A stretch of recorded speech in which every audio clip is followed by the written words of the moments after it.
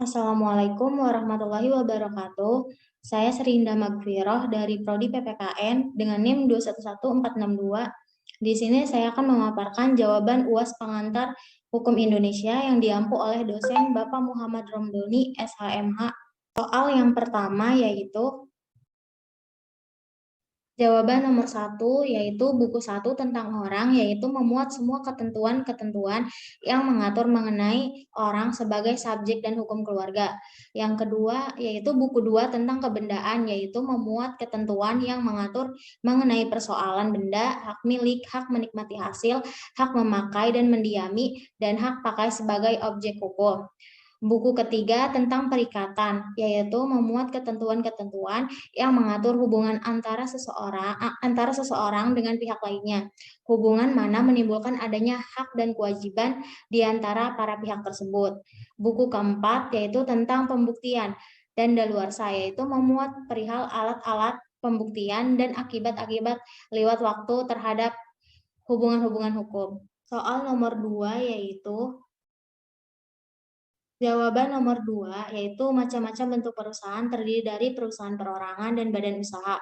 Perusahaan perorangan yaitu perusahaan yang dilakukan oleh satu orang pengusaha. Sedangkan badan usaha yaitu kesatuan yuridis, teknis, dan ekonomis yang mempunyai tujuan untuk mencari keuntungan.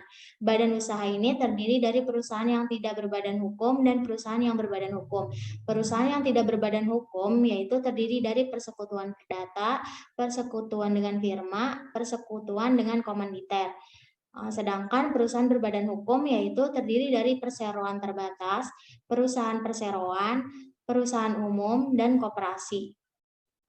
Soal nomor 3 yaitu jawaban nomor 3 yaitu dalam Undang-Undang Nomor 5 Tahun 1960 tentang pokok-pokok agraria, hak atas tanah adalah hak yang berisi serangkaian wewenang dan atau kewajiban atau larangan bagi pemegang haknya untuk berbuat sesuatu dengan tanah yang telah dihaki. Hak-hak atas tanah yang diatur pada Undang-Undang Nomor 5 Tahun 1960 tentang UUPA seperti pada pasal 16 UUPA sesuai maksud pasal 4 yaitu adanya hak milik. Hak milik ini adalah hak turun-temurun, terkuat, dan terpenuh yang dapat dipunyai orang atas tanah. Yang kedua yaitu hak guna usaha. Hak guna usaha ini ialah hak untuk mengusahakan tanah yang dikuasai langsung oleh negara. Hak guna bangunan. Hak guna bangunan ini merupakan hak untuk mendirikan serta mempunyai bangunan-bangunan atas tanah yang bukan miliknya sendiri.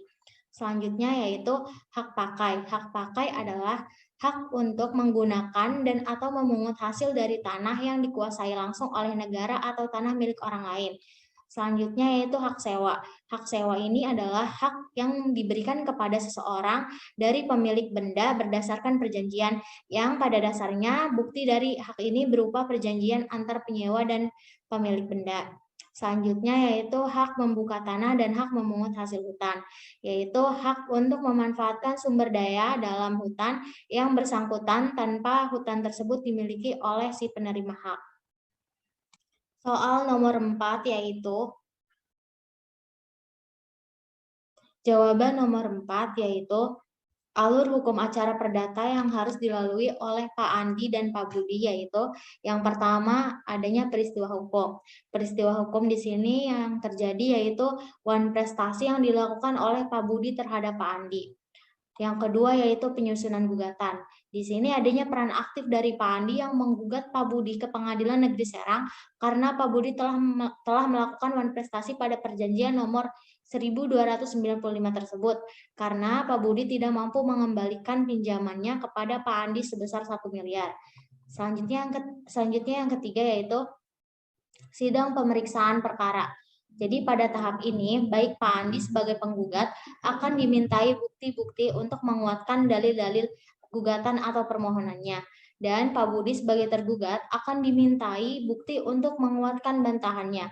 Serta penggugat dan tergugat menyampaikan kesimpulan akhir terhadap perkara yang sedang diperiksa.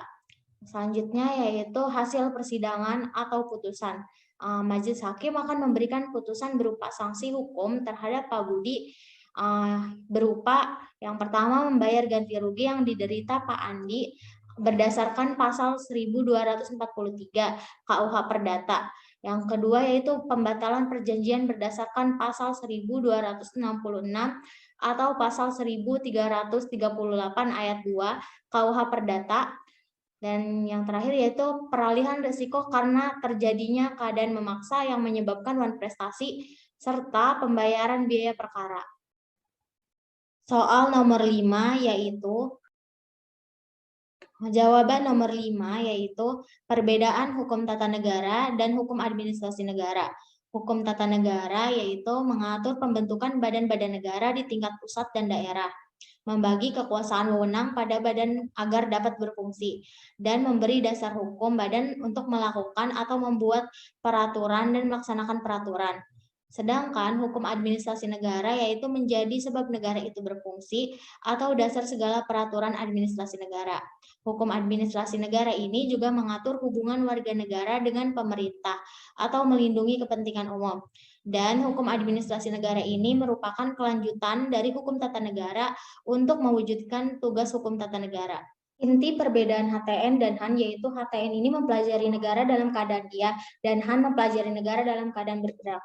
Soal nomor 6 yaitu jawaban nomor 6, objek sengketa pada Pengadilan Tata Usaha Negara yaitu KTUN yang merupakan suatu penetapan tertulis yang menimbulkan suatu akibat hukum karena tindakan yang dilakukan oleh pemerintah dan memberikan kerugian atau potensi kerugian terhadap pihak masyarakat.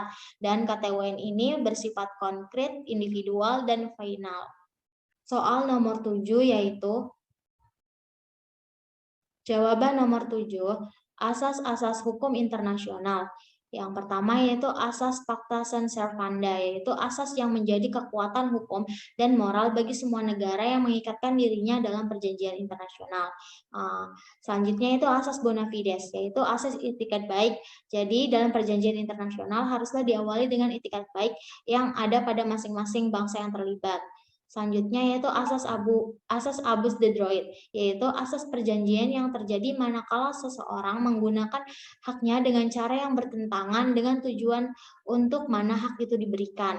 Selanjutnya yaitu asas reciprocity, yaitu asas timbal balik dan saling menguntungkan antar negara yang mengadakan hubungan. Selanjutnya yaitu asas immunity, yaitu asas kekebalan. Artinya pejabat diplomatik kebal terhadap yurisdiksi dari hukum negara penerima atau tempat bertugas, baik hukum pidana, hukum perdata, maupun hukum administrasi. Selanjutnya yang terakhir yaitu asas universal, yaitu asas yang berlaku bagi keseluruhan. Baiklah, mungkin itu saja yang bisa dapat saya sampaikan. Kurang lebihnya mohon maaf. Wassalamualaikum warahmatullahi wabarakatuh.